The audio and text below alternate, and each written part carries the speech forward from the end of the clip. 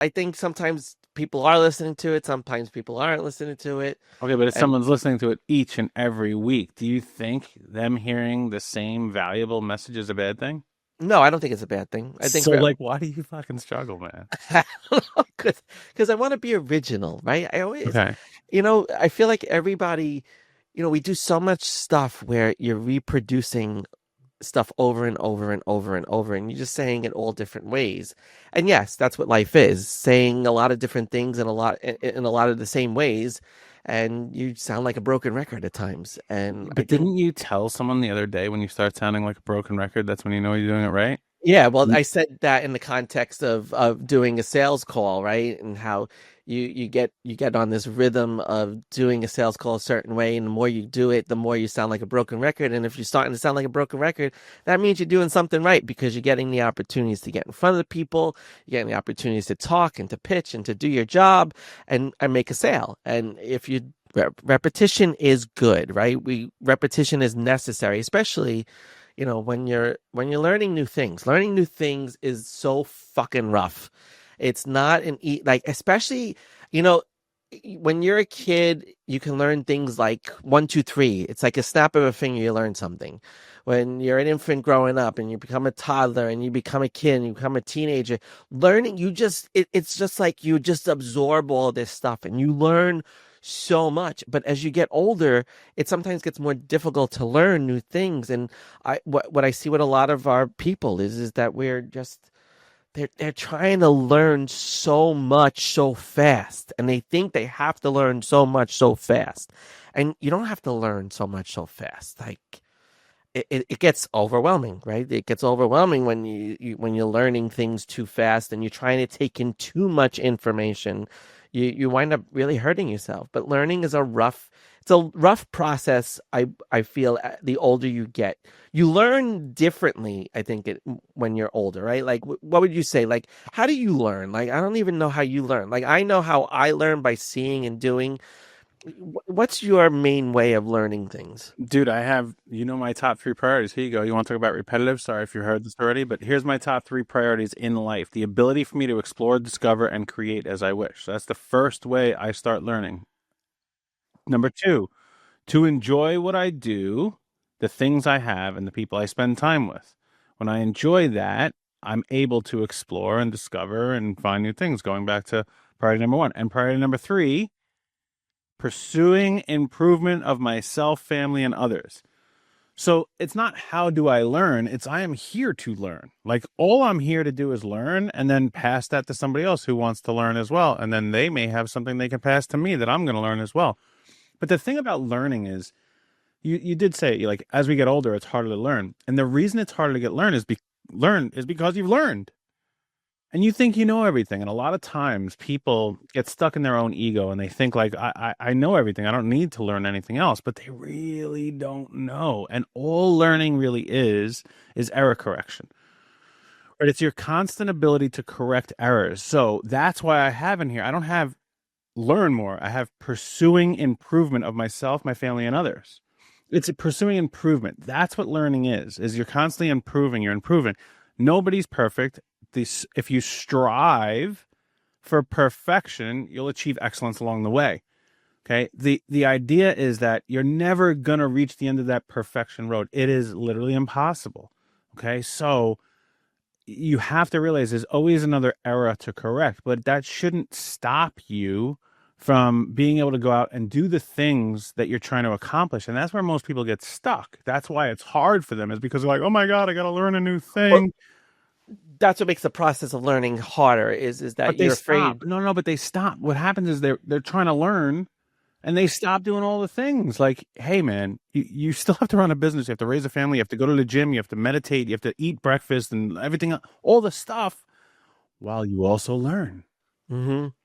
It's a continuous process, right? In healthcare, we talk about continuous quality improvement or continuous process improvement, right? Everything is continuous, right? You have to Mm-hmm. you have to put everything on a continuous spectrum. I think I was that on continuing education for my right, whole career with finance. exactly. And that's the reason why, like, when you have a license for something like finance or as a physician assistant, you have to continue to educate yourself because there's always new things coming out. There's always new things, and it's always to keep up to date on all of that stuff.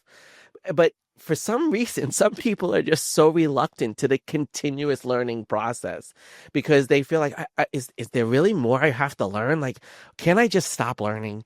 And then they get stuck, and then that holds them back even further. And then they realize they wake up one day and they're like, "Oh shit, I'm where I was 5 years ago, and it's not where I want to be. Uh-oh, what happened?"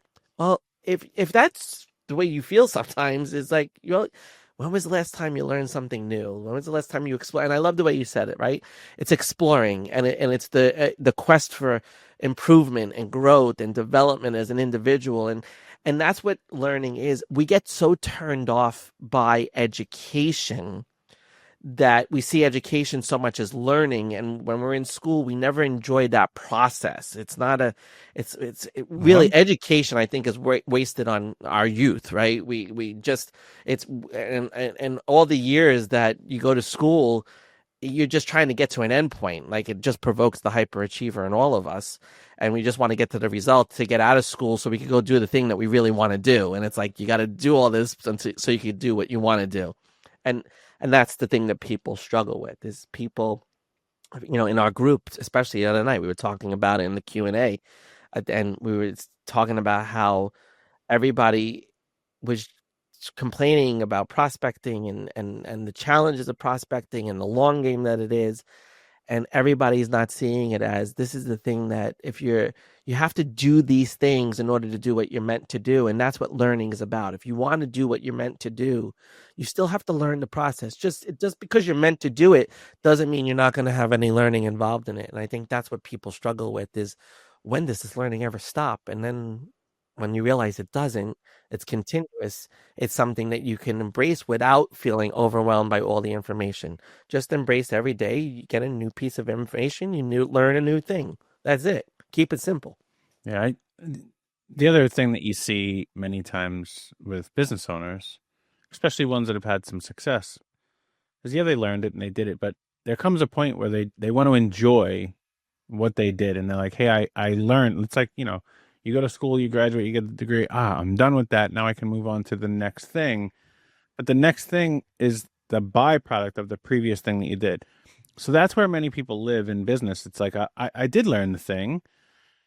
I started using, I'm getting the result. Why do I have to learn anymore? Can I just do this? And can I just do this? Well, you can't. You do have to continually learn and iterate and improve. But what you do have to try to really, really, really accomplish is you have to try to stop growing. And I'll tell you, man, it probably is shocking you as a business owner to hear that I'm telling you I want you to stop growing. But I see way too many successful business owners kill their business by trying to outgrow their business. And what I mean by stop growing is all the things you're doing right now in this moment are to grow. I've done it. We built all this stuff. We go to the events, we talk to the people, we change our systems to grow. And then as we start doing that, we're like, okay, well, how can I grow more now?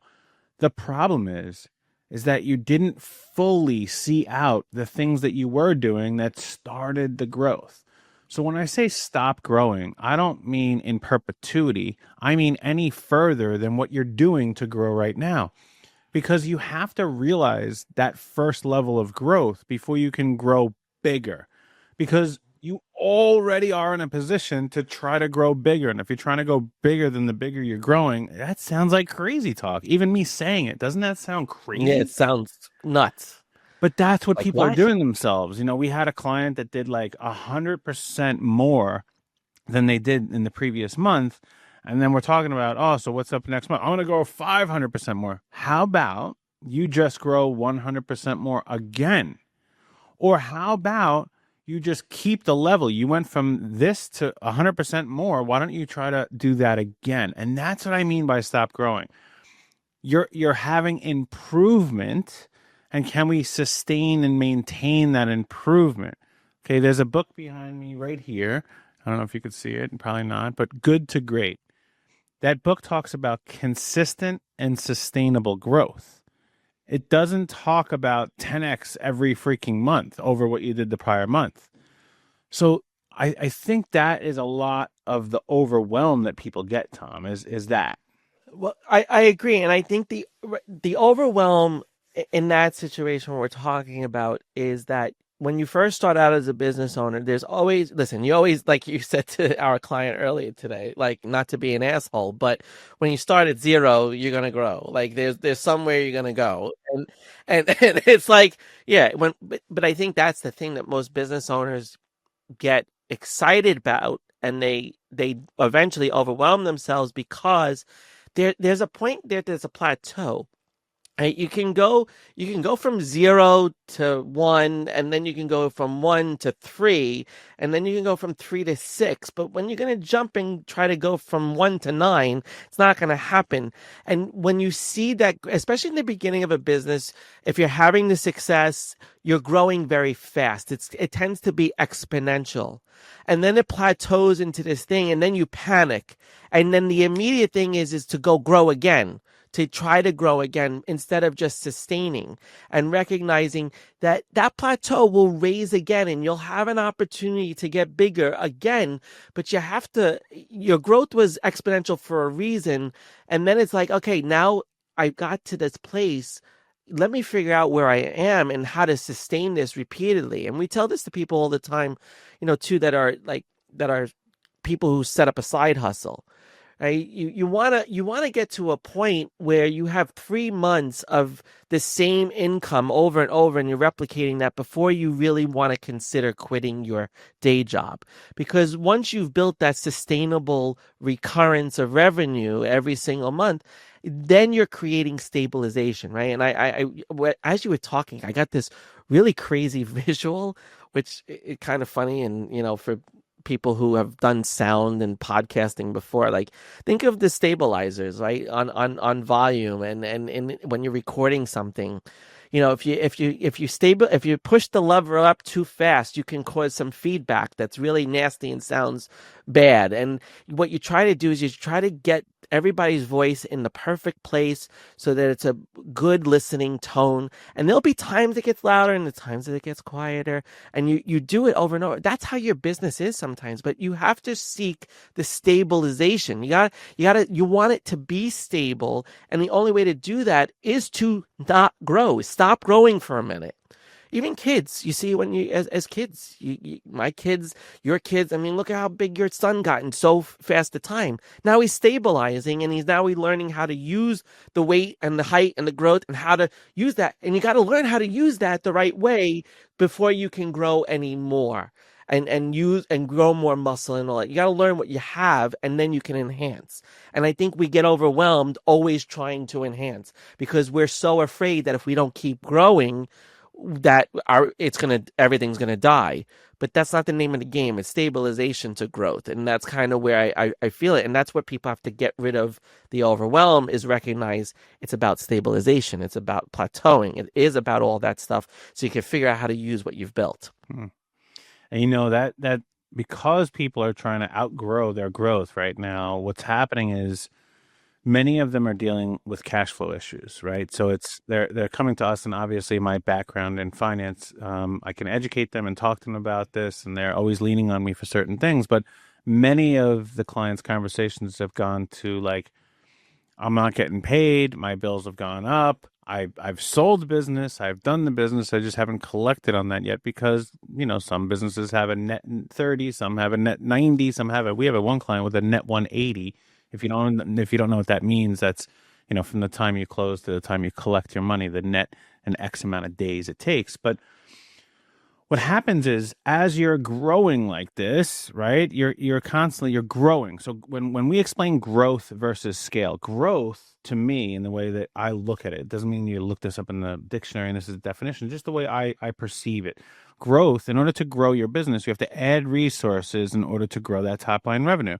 When you're scaling your business, you're using the existing resources to grow your top line revenue. So you don't have to add new things.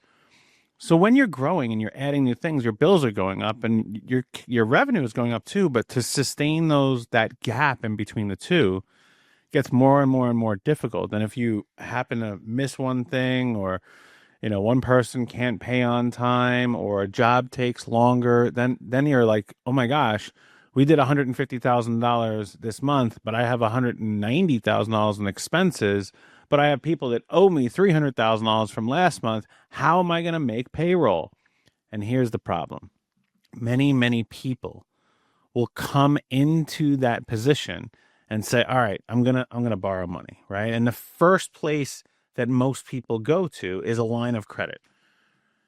Here's the problem with a line of credit. Number one is, if you're not an established business, it's very difficult to get a good one. You may get one, but it might not be very favorable for your business. But the main thing is the way that we're finding people are looking at the line of credit. They're looking at this as their ability to go out and buy things or pay for salaries or do all these other things. And it's not for the existing stuff they have. It's to add the new stuff. It's to add a new piece of equipment, add a new employee, invest in the new SEO or the website or anything else. I cannot tell you how many times I have seen people's businesses go out of business because they misused revolving debt, lines of credit, credit cards, things of that nature. The intention of a line of credit in your business isn't to pay for things, it's to manage your cash flow. It's to have the ability to bridge the gap between the things that you sold and when you collect that money. Because in between there is all the work that needs to be done, which requires the electric bill to be paid and the rent to be paid and the employees to be paid and the systems to keep running. But if you don't have that money today, then how are you going to pay for all that? Well, that is what a line of credit is used for.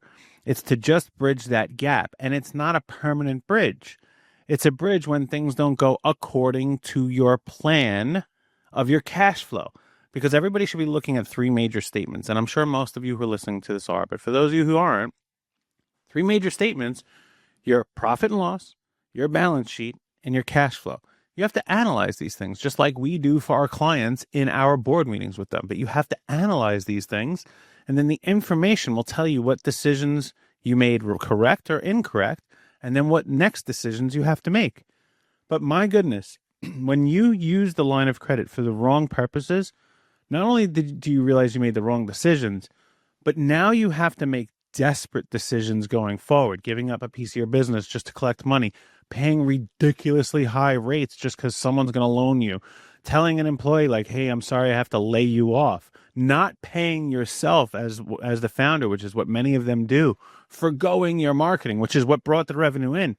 These are really, really bad decisions that all stem from you making a bad decision in the first place, which is just a misuse of funds. I think that it goes to a lot of different things that we've talked about in the past when it comes to money management and mindsets towards money.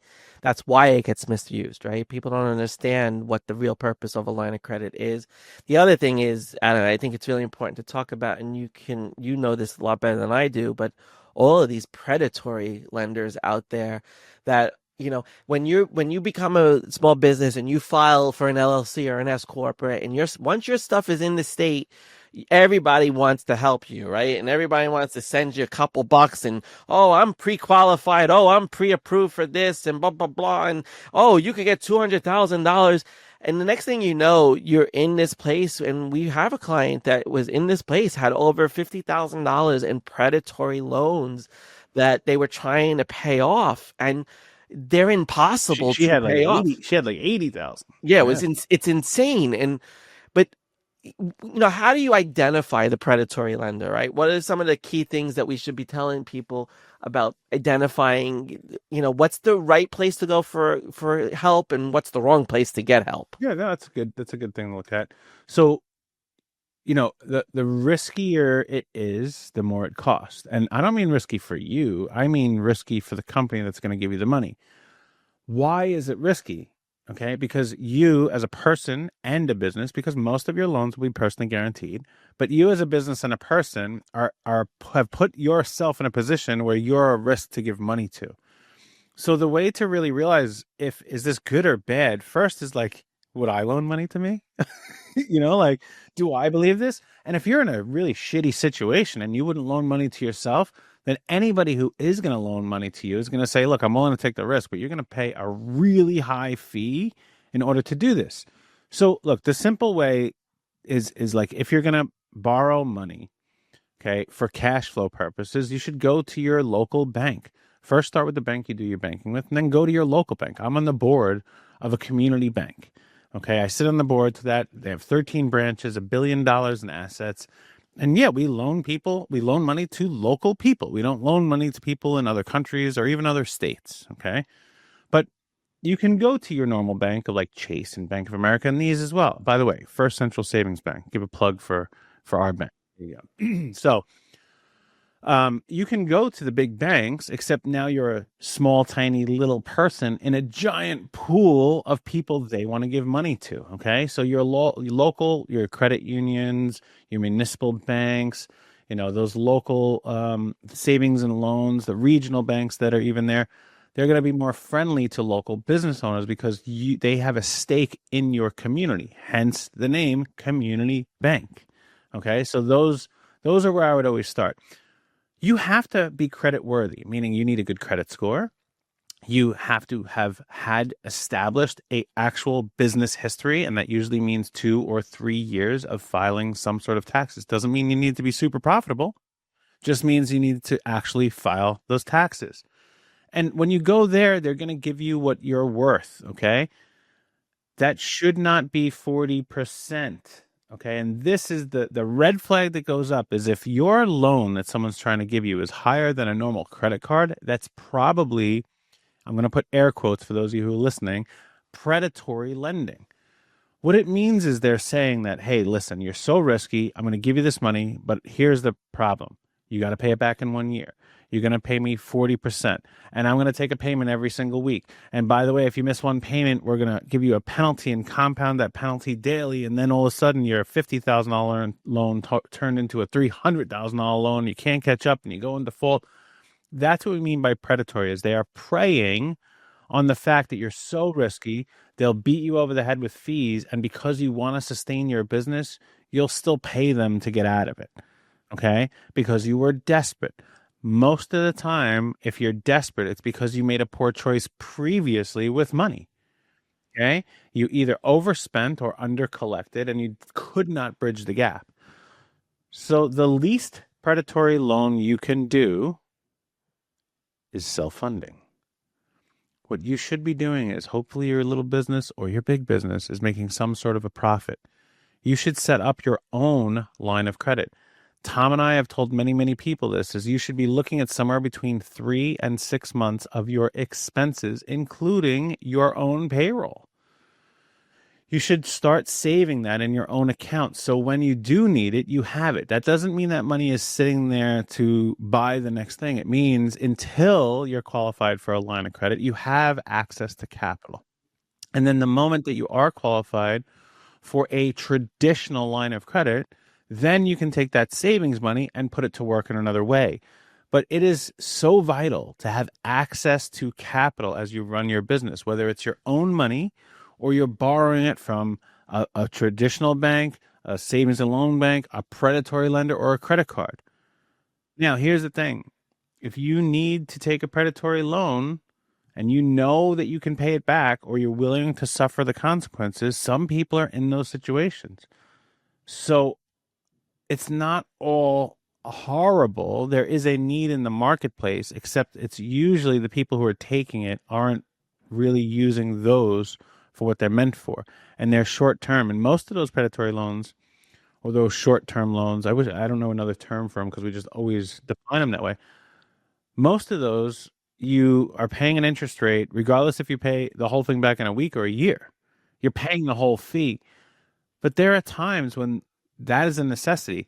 There are times when we have people who have accounts receivable that people owe them $100,000. And we're like, look, just go tell them pay 80 and you'll eat the 20 because you need the cash flow, right? There's that's something that you're going to give up. So when you're looking at that, that's like a 25% interest rate, 20% interest rate, right? So predatory lending could be looked at from some other people as any lending. What you have to look at is don't put yourself in the situation where you wouldn't take something that's in the best interest of the health and financial stability of you and your business.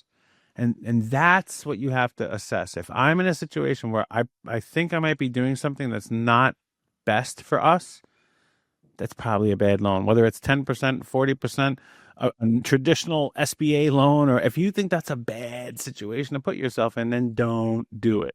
Yeah.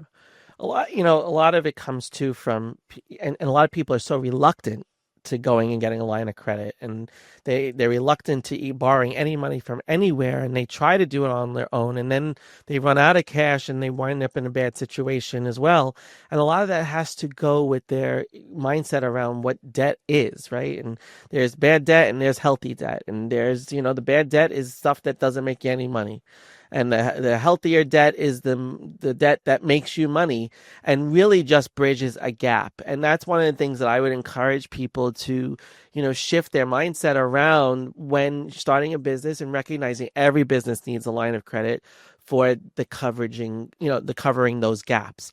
And it's not debt that you're incurring, it's gap coverage that you are ensuring in so that you can continue the operations of your business. So just if you're listening to this and you struggle with the idea of taking on debt, don't see a line of credit as debt. See it as capital that it's working for you to sustain your business, but just covering a gap.